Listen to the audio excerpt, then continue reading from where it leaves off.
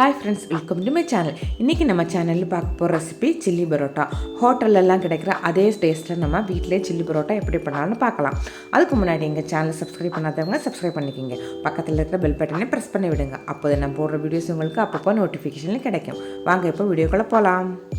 ஒரு பாத்திரம் அடுப்பில் வச்சுருக்கேன். அது ஹீட் ஆனதும் நம்ம இதில் ஆயில் சேர்த்துக்கலாம். ஆயில் ஹீட் ஆனதும் நம்ம இதில் கொஞ்சம் இஞ்சி பூண்டு விழுது, கொஞ்சம் கருவேப்பிலை சேர்த்து நல்லா ஃப்ரை பண்ணிடலாம். நல்லா ஃப்ரை ஆகி வந்த பிறகு நம்ம இதில் ஒரு பெரிய வெங்காயத்தை இந்த மாதிரி சைஸு கட் பண்ணதையும் சேர்த்துக்கலாம். சேர்த்துட்டு இதில் ஒரு தக்காளி, சின்ன சைஸ் தக்காளியை சேர்த்துக்கலாம். அடுத்து குடமிளகா சேர்த்துக்கலாம். அதுவுமே பாதி குடமிளகாதையும் சேர்க்குறேன். இதையும் சேர்த்துட்டு நல்லா வதக்கிடலாம். ரொம்ப வதங்கணும்னு தேவையில்லை, நம்மளுக்கு லைட்டாக வதங்கினாலே போதும். இப்போ இதுக்கு தேவையான அளவுக்கு உப்பையும் சேர்த்துக்கலாம். எல்லாத்தையும் சேர்த்துட்டு கொஞ்சம் இந்த அளவுக்கு வதங்கி வந்தோடனே நம்ம இதில் மசாலா பொடியெல்லாம் சேர்த்துக்கலாம். இதில் 3/4 ஸ்பூன் அளவுக்கு மிளகாய்த்தூள், 1/4 ஸ்பூன் அளவுக்கு கறி மசாலா பொடி, 3/4 ஸ்பூன் அளவுக்கு மல்லித்தூள் சேர்த்துக்கலாம். இது எல்லாத்தையும் சேர்த்துட்டு இதோட பச்சை வாடை போகிற வரைக்கும் நம்ம நல்லா வதக்கிடலாம்.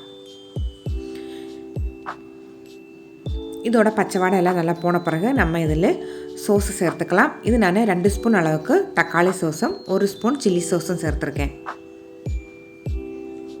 இது எல்லாத்தையும் நல்லா ஒரு தடவை மிக்ஸ் பண்ணிவிட்டு இதில் இப்போ நம்ம கொஞ்சோண்டு தண்ணி சேர்த்துக்கலாம்.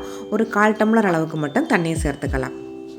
தண்ணியெல்லாம் சேர்த்து நல்லா வற்றி வரட்டும். நல்லா வற்றி வந்தோடனே நம்ம இதில் பரோட்டா சேர்த்துக்கலாம். நான் இன்றைக்கி 3 பரோட்டாவை எடுத்து இந்த மாதிரி சைஸில் கட் பண்ணி எடுத்து வச்சுருக்கேன். அதையும் நம்ம இப்போ இதோட சேர்த்துக்கலாம். பரோட்டா எல்லாத்தையும் நம்ம சேர்த்த பிறகு நல்லா மிக்ஸ் பண்ணிடலாம். நல்லா எல்லா பக்கமும் நல்லா படுற மாதிரி ஒரு 5 நிமிஷம் விடாமல் நல்லா மிக்ஸ் பண்ணிக்கோங்க. இப்போ நம்மளுக்கு எல்லாமே நல்லா மிக்ஸ் ஆயிடுச்சு. லாஸ்ட்டில் நம்ம கொஞ்சோண்டு கொத்தமல்லியும் தூவிடுச்சுன்னா நம்மளோட சில்லி பரோட்டா இங்கே சூப்பராக ரெடி ஆயிடுச்சு. ரொம்ப சீக்கிரத்தில் நம்ம இதை வீட்டில் பண்ணிடலாம். ரொம்ப ரொம்ப டேஸ்டியாக இருக்கும். கடையில் வாங்குகிற அளவுக்கு ரொம்ப டேஸ்டியாக இருக்கும் இந்த சில்லி பரோட்டா. வீடியோ பார்க்குற எல்லோரும் வீடியோ பார்த்துட்டு உங்களோட ஃபீட்பேக் என்னன்னு சொல்லுங்கள். அப்போ தானே அடுத்தடுத்த வீடியோஸ் போடுறதுக்கு எனக்கு கொஞ்சம் நல்லாயிருக்கும்.